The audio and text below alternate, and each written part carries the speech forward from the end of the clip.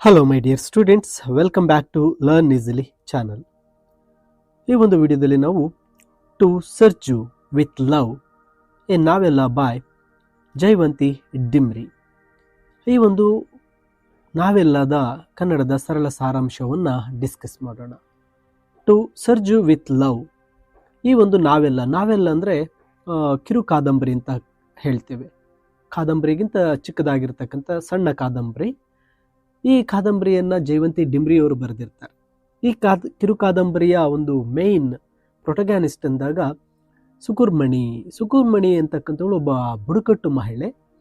ಆಕೆ ತನ್ನ ಮಗನಾದಂತಹ ಸುರ್ಜು 4 ವರ್ಷದ ಮಗನಿಗೆ ಅವನಿಗೆ ಒಂದು ಸುರಕ್ಷಿತವಾದಂತಹ ಒಂದು ಜೀವನವನ್ನು ಒದಗಿಸೋದಕ್ಕೆ ಅವಳು ನಡೆಸ್ತಕ್ಕಂತಹ ಒಂದು ಹೋರಾಟ ಮತ್ತು ಹತಾಶ ಆದಂತಹ ಆಕೆಯ ಪ್ರಯತ್ನಗಳು, ತನ್ನ ಮಗನಿಗಾಗಿ ನಡೆಸ್ತಕ್ಕಂತಹ ರೋಚಕವಾದಂತಹ ಕರುಣಾಜನಕವಾದಂತಹ ಒಂದು ಕಥೆಯೇ ಈ ಒಂದು to search you with love. ಇಲ್ಲಿ ಈ ಕಾದಂಬರಿಯಲ್ಲಿ ಮೊದಲಿಗೆ ಮುಖ್ಯ ಪಾತ್ರಗಳ ಕಡೆಗೆ ನಾವು ನೋಡೋಣ. ಈ ಕಾದಂಬರಿಯ ಮುಖ್ಯ ಪಾತ್ರಗಳಲ್ಲಿ ಸುಕರ್ಮಣಿ ಪ್ರೊಟಗ್ಯಾನಿಸ್ಟ್, ಈ ಒಂದು ಕಾದಂಬರಿಯ ನಾಯಕಿ ಮತ್ತು ಒಂದು ರೀತಿಯ ಟ್ರಾಜಿಡಿ ಪರ್ಸನ್ ಅಂತ ಹೇಳ್ಬೋದು. ಇವಳು ಸುಮಾರು 20ರ ಹರಿಯದ ಒಬ್ಬ ಯುವತಿ. ಭಾರತದ ಒಂದು ಜಾರ್ಖಂಡ್ನ ದುಮ್ಕಾ ಬುಡಕಟ್ಟು ಸಮುದಾಯಕ್ಕೆ ಸೇರಿರ್ತಕ್ಕಂಥವಳು.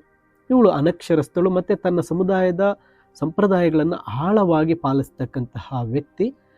ಈಕೆ ತನ್ನ ನಿರಂತರವಾದ ಚಲನೆ ಅಂದರೆ ವಲಸೆ ಹೋಗ್ತಕ್ಕಂಥದ್ದು, ಮೈಗ್ರೇಟ್ ಆಗ್ತಾ ಇರ್ತಾಳೆ. ಆ ವಲಸೆ ಹೋಗ್ತಕ್ಕಂತಹ ಪ್ರದೇಶಗಳಲ್ಲಿ ಆಕೆ ಅನುಭವಿಸ್ತಕ್ಕಂತಹ ಹಿಂಸೆ ಮತ್ತು ಒಂದು ಫೈನಾನ್ಷಿಯಲ್ ಪ್ರಾಬ್ಲಮ್, ಆರ್ಥಿಕ ಕುಸಿತದಿಂದ ಆಕೆ ಪಾರಾಗಲು ಅನೇಕ ಗಡಿಗಳನ್ನು ದಾಟ್ತಾ ಹೋಗ್ತಾಳೆ. ರಾಜ್ಯ ಮತ್ತು ಅಂತಾರಾಷ್ಟ್ರೀಯ ಎರಡೂ ಗಡಿಗಳನ್ನು ದಾಟಲು ಆಕೆ ಹೋಗ್ತಾಳೆ. ಆಕೆ ಭೂತಾನ್ನಲ್ಲಿ ಒಬ್ಬ ಅನಧಿಕೃತವಾದಂತಹ ಒಬ್ಬ ಮೈಗ್ರೇಟ್, ವಲಸೆಯ ಕಾರ್ಮಿಕಳಾಗಿ ಕೆಲಸ ಮಾಡ್ತಾಳೆ. ಈಕೆ ಈ ಒಂದು ಕಾದಂಬರಿ ಈಕೆಯ ಮುಖ್ಯ ಪಾತ್ರ ಅಂದರೆ ತಾಯಿಯ ಪ್ರೀತಿ. ಅವಳು ಮಾಡ್ತಕ್ಕಂಥ ಪ್ರತಿಯೊಂದು ಕೆಲಸವು, ಅವಳು ಮಾಡ್ತಕ್ಕಂಥ ಪ್ರತಿಯೊಂದು ಒಂದು ಶಿಫ್ಟ್ಗಳು, ಪಾಳಿಗಳಲ್ಲಿ ಮಾಡ್ತಕ್ಕಂಥ ಎಲ್ಲ ಕೆಲಸಗಳಲ್ಲಿ ಆಕೆ ಒಂದು ಸಣ್ಣದಾದಂತಹ ಒಂದು ಹಣವನ್ನು ಉಳಿಸಿ ತನ್ನ 4 ವರ್ಷದ ಮಗ ಸುರ್ಜುಗಾಗಿ ಹಣ ಉಳಿಕೆಯನ್ನು ಮಾಡ್ತಕ್ಕಂತಹ ಒಂದು ಕೆಲಸವನ್ನು ಮಾಡ್ತಾಳೆ. ತುಂಬ ಶೋಷಣೆಯನ್ನು ಅನುಭವಿಸ್ತಾಳೆ. ತೀವ್ರ ಬಡತನ ಎದುರಿಸ್ತಾ ಇದ್ದರೂ ಆ ಸುಕರ್ಮಣಿ ತೀವ್ರವಾಗಿ ಒಂದು ರೀತಿಯಾಗ ಒಂದು ಸ್ವಾವಲಂಬಿ ಹೋರಾಟವನ್ನು, ಜೀವನವನ್ನು ನಡೆಸ್ತಾ ಹೋಗ್ತಾಳೆ. ಇನ್ನು ಈ ಕಥೆಯ ಇನ್ನೊಂದು ಪಾತ್ರ ಅಂದಾಗ ಮೇಮ್ ಸಾಬ್, ಅಂದರೆ ಈ ಒಂದು ಕಾದಂಬರಿಯನ್ನು ಬರೀತಾ ಇರ್ತಕ್ಕಂತಹ ಜೈವಂತಿ ಡಿಮ್ರಿಯವರು. ಇವರು ಭೂತಾನ್ನಲ್ಲಿ ಒಂದು ರಿಸರ್ಚ್ ಕಾರ್ಯದಲ್ಲಿ ಇರ್ತಾರೆ. ಅಂದರೆ ಒಂದು ಸಂಶೋಧನಾ ಕಾರ್ಯದಲ್ಲಿ ಒಬ್ಬ ವಿದ್ಯಾವಂತ ಭಾರತೀಯ ಒಬ್ಬ ಶಿಕ್ಷಕಿ, ಕಾಲೇಜಿನ ಶಿಕ್ಷಕಿ ಆಗಿರ್ತಾಳೆ. ಇಲ್ಲಿ ಸುಕರ್ಮಣಿಯ ಒಬ್ಬ ಯಜಮಾನಿ ಕೂಡ ಆಗಿರ್ತಾಳೆ. ಅಂದರೆ ಸುಕರ್ಮಣಿಗೆ ತಮ್ಮ ಮನೆಯಲ್ಲಿ ಒಂದು ಉದ್ಯೋಗವನ್ನು ನೀಡಿರ್ತಾಳೆ. ಮತ್ತು ಈಕೆ ಸುಕರ್ಮಣಿ ಅದರ ಜೊತೆಗೆ ಅವರ ಮಗನಾದಂಥ ಸುರ್ಜುವಿಗೆ ಒಂದು ರೀತಿಯ ಸಹಾಯವನ್ನು ಮಾಡ್ತಾಳೆ. ತುಂಬ ಒಂದು ಸಹಾನುಭೂತಿಯನ್ನು ಹೊಂದಿರ್ತಾಳೆ. ಈಕೆ ಆ ಇಬ್ಬರಿಗೂ ಸಹ ಒಂದು ರೀತಿಯ ಸಹಾಯವನ್ನು ಮಾಡ್ತಾ ಒಳ್ಳೆ ಬಾಂಧವ್ಯವನ್ನು ಬೆಳೆಸ್ಕೊತಾಳೆ. ಇನ್ನು ಸುರ್ಜು ಈ ಸುಕರ್ಮಣಿಯ 4 ವರ್ಷದ ಮಗ. ಈ ಕಾದಂಬರಿಯ ಒಂದು ರೀತಿಯ ಎಮೋಷ್ನಲ್ ಪರ್ಸನ್ ಅಂತ ಹೇಳ್ಬೋದು. ಯಾಕಂದರೆ ಇಲ್ಲಿ ಸುಕರ್ಮಣಿ ಎಲ್ಲವೂ ಸಹ ಮಾಡೋದು ತನ್ನ ಮಗನಿಗಾಗಿ ಆಗಿರುತ್ತೆ. ಆ ಸುಕರ್ಮಣಿ ಮರಣ ನಂತರ ಏನಾಗುತ್ತಂದರೆ ಈ ಹುಡುಗನ ಒಂದು ಜವಾಬ್ದಾರಿ ಕಾದಂಬರಿಗಾರರ ಮೇಲೆ ಬೀಳುತ್ತೆ. ಆ ಸುಕರ್ಮಣಿ ಕೂಡಿಟ್ಟಿರ್ತಕ್ಕಂತಹ ಕೆಲವಷ್ಟು ಅಲ್ಪ ಹಣವನ್ನು ಪಡೆದು ಆ ಸುರ್ಜುವಿಗೆ ಒಳ್ಳೆಯ ಜೀವನ ನೀಡಬೇಕಾಗ್ತಕ್ಕಂತಹ ಒಂದು ಪರಿಸ್ಥಿತಿ ಈ ಕಾದಂಬರಿಕಾರರಿಗೆ ಬರುತ್ತೆ. ಆ ಗೊಂದಲದಲ್ಲೇ ಈ ಒಂದು ಕಾದಂಬರಿಯು ಸಹ ಕೊನೆಯಾಗುತ್ತೆ. ಇನ್ನು ಈ ಕಾದಂಬರಿಯ ಒಂದು ಸಾರಾಂಶಕ್ಕೆ ಬಂದಾಗ, ಮೊದಲಿಗೆ ಈ ಒಂದು ಕಾದಂಬರಿ ಪ್ರಾರಂಭ ಆಗ್ತಕ್ಕಂಥದ್ದು ಭೂತಾನ್ನ ಕಾಂಗ್ಲುಂಗ್ನಲ್ಲಿ. ಸುಕರ್ಮಣಿ ಏನು ಮಾಡ್ತಾಳೆ, ತನ್ನ ಯಜಮಾನಿಯಾಗಿರ್ತಕ್ಕಂತಹ ಈ ಮೇಮ್ ಸಾಬ್ ಅವರ ಬಳಿ ಮಾತಾಡ್ತಾ ತನ್ನ ಕಥೆಯನ್ನು ಹೇಳುವ ಮೂಲಕ ಇದು ಪ್ರಾರಂಭ ಆಗುತ್ತೆ. ಸುಕರ್ಮಣಿಯ ಜೀವನವು ಭಾರತದಲ್ಲಿ ಒಂದು ರೀತಿಯ ಸಾಮಾಜಿಕ ಸಂಘರ್ಷ ಮತ್ತು ಹಿಂಸೆಯ ಪರಿಣಾಮವಾಗಿ ಸತತವಾದಂತಹ ಒಂದು ಸ್ಥಳಾಂತರಗಳಿಂದ ಕೂಡಿರುತ್ತೆ. ಅಂದರೆ ಆಕೆ ಒಬ್ಬಂಟಿ ಹೆಣ್ಣಾಗಿರ್ತಾಳೆ, ಒಬ್ಬ 4 ವರ್ಷದ ಮಗನನ್ನು ಇಟ್ಕೊಂಡಿರ್ತಾಳೆ. ಆಕೆ ಏನು ಮಾಡ್ತಾಳೆ, ಆ ಒಂದು ವಲಸೆ ಹೋಗ್ತಾ ಅಲ್ಲಿ ಕಷ್ಟಗಳನ್ನು ಅನುಭವಿಸ್ತಕ್ಕಂಥದ್ದನ್ನು ಇಲ್ಲಿ ಒಂದು ಕಾದಂಬರಿಕಾರರಾಗಿರ್ತಕ್ಕಂತಹ ಈ ಒಂದು ನಿರೂಪಕರಿಗೆ ಹೇಳ್ತಾ ಹೋಗ್ತಾಳೆ. ಸುಕರ್ಮಣಿಯ ಜೀವ ಭಾರತದಲ್ಲಿ ಈ ರೀತಿ ಕಷ್ಟಗಳಿಂದ ತುಂಬಿದ್ದು. ಆಕೆ ವಲಸೆ ಹೋಗಬೇಕಾದ್ರೆ ಅವಳು ಜಾರ್ಖಂಡ್ನ ಬಿಹಾರದ ಒಂದು ಭಾಗವಾಗಿರ್ತಕ್ಕಂತಹ ದುಮ್ಕಾ ಬುಡಕಟ್ಟು ಸಮುದಾಯಕ್ಕೆ ಸೇರಿರ್ತಾಳೆ. ಆ ದುಮ್ಕಾ ಗ್ರಾಮದಲ್ಲಿ ವಾಸಿಸ್ತಾ ಇದ್ಲು. ಬಡತನ ಮತ್ತು ಈ ಕುಟುಂಬ ಈ ಹಿಂಸೆಗಳಿಂದ ಆಕೆ ಏನು ಮಾಡ್ತಾಳೆ, ತನ್ನ ಜೀವನದಲ್ಲಿ ಆ ಸ್ಥಳವನ್ನು ಬಿಟ್ಟು ಬೇರೊಂದು ಸ್ಥಳಕ್ಕೆ ಹೋಗ್ತಾ ಇರಬೇಕಾಗತ್ತೆ. ಈ ಪರಿಸ್ಥಿತಿಯ ಒತ್ತಡಕ್ಕೆ ಮಣಿದಿರ್ತಕ್ಕಂಥ ಈ ಒಬ್ಬ ಅನಕ್ಷರಸ್ಥ ಹೆಣ್ಣು ಒಬ್ಬ ಅನಕ್ಷರಸ್ಥ ಕುಡುಕನ ಒಬ್ಬ ಮನುಷ್ಯನನ್ನ ಮದುವೆ ಆಗಿರ್ತಾಳೆ.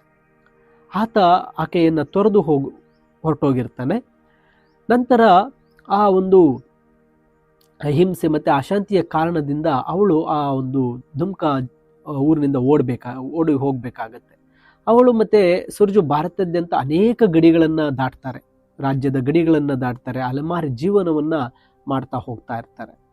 ಈ ರೀತಿ ಹೋಗಬೇಕಾದ್ರೆ ಆಕೆ ಜನಾಂಗೀಯ ಘರ್ಷಣೆಗಳಿಂದ ಅಥವಾ ಜನಾಂಗೀಯ ನಿಂದನೆಗಳಿಂದ ಪಾರಾಗೋದಕ್ಕೆ ತಾತ್ಕಾಲಿಕವಾದಂತಹ ಕೆಲಸಗಳನ್ನು ಹುಡುಕೊಳ್ತಾ ಹೋಗ್ತಾಳೆ.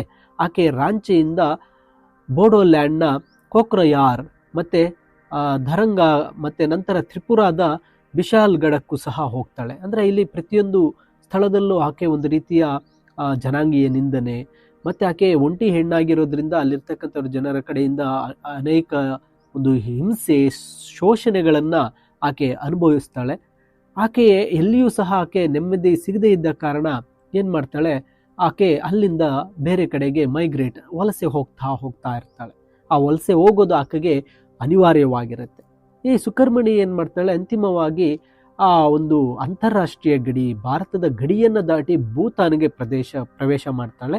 ಆ ಭೂತಾನ್ನಲ್ಲಿ ಒಂದು ರೀತಿಯ ಅನಧಿಕೃತ ಭಾರತೀಯ ವಲಸೆಯ ಒಬ್ಬ ಹೆಣ್ಣಾಗಿ, ಒಬ್ಬ ಪೌರನಾಗಿ ಅಥವಾ ಒಂದು ಕಾರ್ಮಿಕೆಯಾಗಿ, ಒಂದು ಲೇಬರ್ ಆಗಿ ಅಲ್ಲಿ ಕೆಲಸ ಮಾಡ್ತಾಳೆ.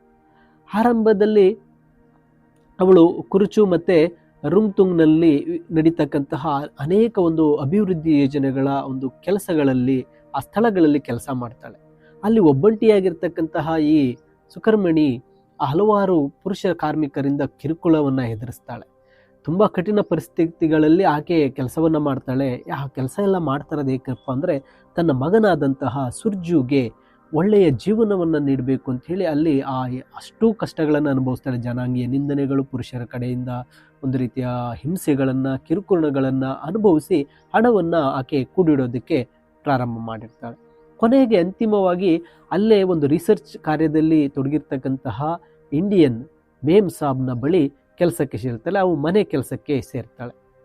ಅವರು ಆ ಪೂರ್ವ ಭೂತಾನ್ನ ಒಂದು ಸುಂದರ ದೂರದ ಒಂದು ಗಿರಿಧಾಮವಾದಂತಹ ಒಂದು ಪಟ್ಟಣ ಕಾಂಗ್ಲುಂಗ್ಗೆ ಬಂದು ತಲುಪ್ತಾಳೆ.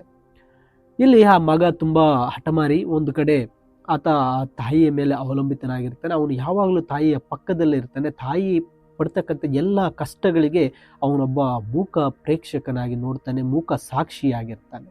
ಮೇಮ್ ಸಾಬ್ನೊಂದಿಗೆ ಈ ಒಂದು ಎಲ್ಲ ತನ್ನ ನೋವುಗಳನ್ನು ಎಲ್ಲವನ್ನ ಹೇಳ್ಕೊಳ್ತಾಳೆ. ಈ ಸಂಭಾಷಣೆಯ ಮೂಲಕ ಸುಕರ್ಮಣಿ ತನ್ನ ಜೀವನದ ವಿವಿಧ ಒಂದು ಹಂತಗಳಲ್ಲಿ ನಡೆದಿರ್ತಕ್ಕಂತಹ ನೆನಪುಗಳನ್ನು ಒಂದೊಂದಾಗಿ ಆಕೆಗೆ ಬಹಿರಂಗಪಡಿಸ್ತಾ ಹೋಗ್ತಾಳೆ.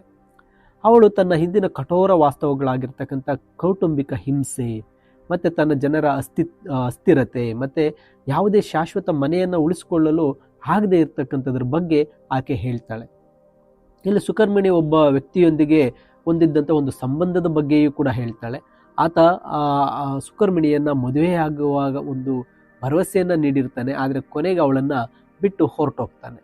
ಇಲ್ಲಿ ಸುಕರ್ಮಣಿ ತನ್ನ ಅನಕ್ಷರತೆ ಮತ್ತು ತನ್ನ ಒಂದು ಸ್ಥಾನಮಾನ ಇದರ ಹೊರತಾಗಿಯೂ ಕೂಡ ಆಕೆ ಒಂದು ರೀತಿಯ ಒಂದು ಮನೋಸ್ಥೈರ್ಯವನ್ನು ಹೊಂದಿರ್ತಾಳೆ. ತನ್ನ ಬುಡಗಟ್ಟು ಗುರುತಿನ ಬಗ್ಗೆ ಅವಳಿಗೆ ಹೆಮ್ಮೆ ಮತ್ತು ಸುರ್ಜುವಿಗೆ ಉತ್ತಮ ಭವಿಷ್ಯವನ್ನು ಕೊಡಬೇಕು ಅಂತಕ್ಕಂಥ ಅವಳ ಒಂದು ಅಚಲವಾದಂಥ ಸಂಕಲ್ಪವನ್ನು ಇಲ್ಲಿ ಮೇಮ್ ಸಾಬ್ಗೆ ಹೇಳ್ತಾಳೆ. ಮೇಮ್ ಸಾಬ್ಗೆ ಹೇಳ್ತಕ್ಕಂಥ ಈ ಕಥೆಯಲ್ಲಿ ಆ ಒಂದು ನಿರೂಪಕರಾದಂಥ ಮೇಮ್ ಸಾಬ್ ಇವೆಲ್ಲವನ್ನು ಗಮನಿಸ್ತಾಳೆ.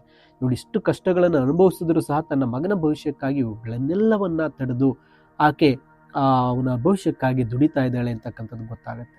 ಆದರೆ ಅವಳ ಜೀವನವು ಒಂದು ರೀತಿ ದುರಂತವಾದಂತಹ ತಿರುವನ್ನು ಪಡೆದುಕೊಳ್ಳುತ್ತೆ. ಆಕೆ ಸತತವಾಗಿ ಪಟ್ಟಂತಹ ಶ್ರಮ, ಆಕೆ ಮಗನಿಗೋಸ್ಕರ ಪಟ್ಟಂತಹ ಕಷ್ಟ, ಮಾಡಿದಂಥ ಎಲ್ಲ ಕೆಲಸಗಳು, ಆಕೆಯ ಒಂದು ಶ್ರಮ ಮತ್ತು ಆಕೆಯ ಅಪೌಷ್ಟಿಕತೆ ಅಂದರೆ ಆಕೆ ಸರಿಯಾಗಿ ಒಂದು ಊಟವನ್ನು ಮಾಡದೆ ಅಥವಾ ಆಕೆ ದುಡಿದಿದ್ದರಲ್ಲಿ ಮಗನನ್ನು ಆರೈಕೆ ಮಾಡೋದರಲ್ಲಿ ಆಕೆ ಹೆಚ್ಚು ಪ್ರೀತಿಯನ್ನು ತೋರಿಸಿರ್ತಾಳೆ. ಆಕೆಯ ಅಪೌಷ್ಟಿಕತೆ ಮತ್ತು ತೀವ್ರವಾದಂತಹ ಒತ್ತಡದಿಂದ ಆಕೆ ಏನು ಮಾಡ್ತಾಳೆ, ಬಹಳ ಅಸ್ವಸ್ಥಳಾಗ್ತಾಳೆ. ಅಂದರೆ ಆಕೆ ಕಾಯಿಲೆಗೆ ಗುರಿಯಾಗ್ತಾಳೆ. ಅವಳ ಸ್ಥಿತಿ ತುಂಬ ಬೇಗ ಹದಗೆಡ್ಬಿಡುತ್ತೆ. ಕೊನೆಯ ದಿನಗಳಲ್ಲಿ ಆಕೆ ಏನು ಮಾಡ್ತಾಳೆ, ತನ್ನ ಮಗನನ್ನು ಮೇಮ್ ಸಾಬ್ನ ಬಳಿ ನೋಡಿಕೊಳ್ಳೋದಕ್ಕೆ ಹೇಳ್ತಾಳೆ. ಆದರೆ ಸುಕರ್ಮಣಿ ಆ ಒಂದು ಸ್ಥಾನ, ಆಕೆಯ ಒಂದು ವೈದ್ಯಕೀಯ ಸಹಾಯ ಸರಿಯಾಗಿ ಸಿಗೋದಿಲ್ಲ. ಅವಳಿಗೆ ಸರಿಯಾದಂಥ ಟ್ರೀಟ್ಮೆಂಟ್ ಸಿಗದೇ ಇರತಕ್ಕಂತಹ ಆ ಒಂದು ಕಾರಣದಿಂದಾಗಿ ಸುಕರ್ಮಣಿ ಏನು ಮಾಡ್ತಾಳೆ, ಮರಣವನ್ನು ಹೊಂದ್ತಾಳೆ. ಆ ಮರಣದ ನಂತರ ಅವಳು ತನ್ನ ಮನೆಯಿಂದ ಬಹಳ ದೂರದಲ್ಲಿ ಬೇರೊಂದು ದೇಶದಲ್ಲಿ ಹೋಗಿ ಸಾಯ್ತಾಳೆ.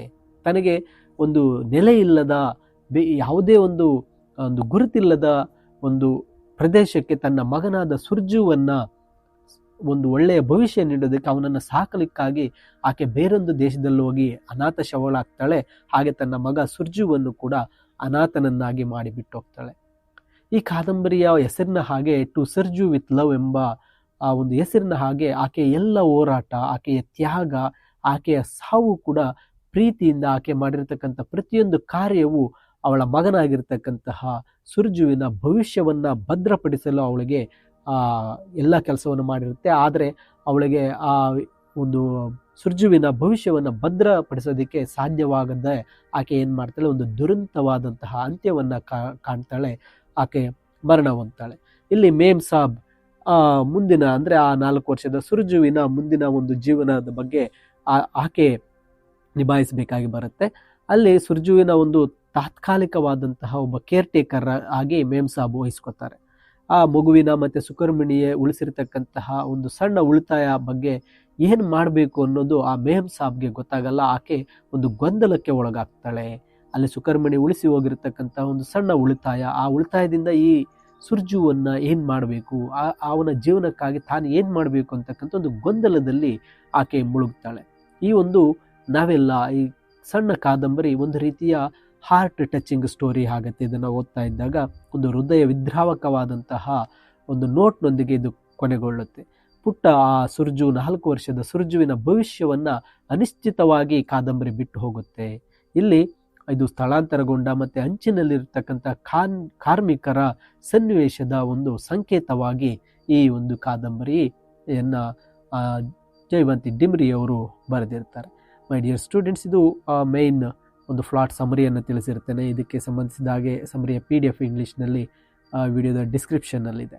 ಹಾಗೆ ಈ ವಿಡಿಯೋನ ಇಷ್ಟ ಆದರೆ ಲೈಕ್ ಮಾಡಿ, ನಿಮ್ಮ ಸ್ನೇಹಿತರಿಗೂ ಸಹ ವಿಡಿಯೋಸನ್ನು ಶೇರ್ ಮಾಡಿ. ತಪ್ಪದೆ ಲರ್ನ್ ಈಸಿಲಿ ಚಾನಲ್ಗೆ ಸಬ್ಸ್ಕ್ರೈಬ್ ಮಾಡ್ಕೊಳ್ಳಿ, ನಿಮ್ಮ ಸ್ನೇಹಿತರನ್ನು ಸಹ ಸಬ್ಸ್ಕ್ರೈಬ್ ಮಾಡಿಸಿ ಅಂತ ಹೇಳ್ತಾ, thank you for watching this video.